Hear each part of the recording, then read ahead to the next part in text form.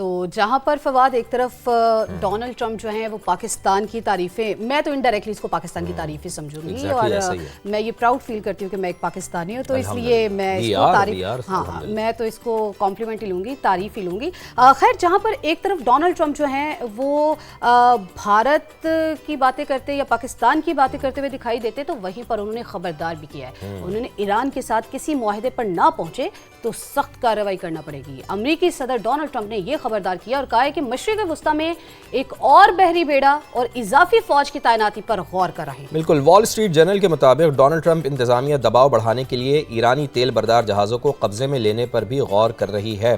اگر ایسا ہوتا ہے تو پھر یہ رفت بہت زیادہ بڑھے گی، چونکہ اسرائیلی وزیراعظم صدر ٹرمپ سے ملاقات کے لیے اب واشنگٹن پہنچ گئے۔ نتن یاہو پہنچے واشنگٹن، ایران کے ساتھ مذاکرات سمیت مشرق وسطیٰ کی صورتحال پر تبادلہ خیال ہوگا۔ اب چونکہ نتن یاہو پہنچے ہیں واشنگٹن، یقیناً کوئی نہ کوئی خرابی اب ہمیں نظر آئے گی، چونکہ ہم یہ دیکھتے ہیں کہ جب بھی نتن یاہو امریکہ کا دورہ کرتے ہیں تو اس کے بعد صورتحال یہ اکثر تبدیل ہو جاتی ہے مشرق وسطیٰ کی، چاہے وہ غزہ ہو چاہے وہ ایران کے معاملات ہوں۔ مغربی کنارے پر کنٹرول بڑھانے کی اسرائیلی فیصلے کے خلاف عالمی سطح پر آوازیں اٹھنے لگی ہیں۔ کینیڈا کے اسرائیلی فیصلے کی مذمت، اور انہوں نے واضح کیا ہے فواد کہ اسرائیلی اقدام بین الاقوامی قوانین اور عالمی اصولوں کے منافی ہے۔ اقدام سے خطے میں امن کی کوششوں کو شدید نقصان پہنچ سکتا ہے۔ باتیں کرتے یا پاکستان کی باتیں کرتے ہوئے دکھائی دیتے، تو وہیں پر انہوں نے خبردار بھی کیا ہے، انہوں نے ایران کے ساتھ کسی معاہدے پر نہ پہنچے تو سخت کارروائی کرنا پڑے گی۔ امریکی صدر ڈونلڈ ٹرمپ نے یہ خبردار کیا اور کہا ہے کہ مشرق وسطیٰ میں ایک اور بحری بیڑا اور اضافی فوج کی تعیناتی پر غور کر رہے ہیں۔ بالکل، وال اسٹریٹ جرنل کے مطابق ڈونلڈ ٹرمپ انتظامیہ دباؤ بڑھانے کے لیے ایرانی تیل بردار جہازوں کو قبضے میں لینے پر بھی غور کر رہی ہے۔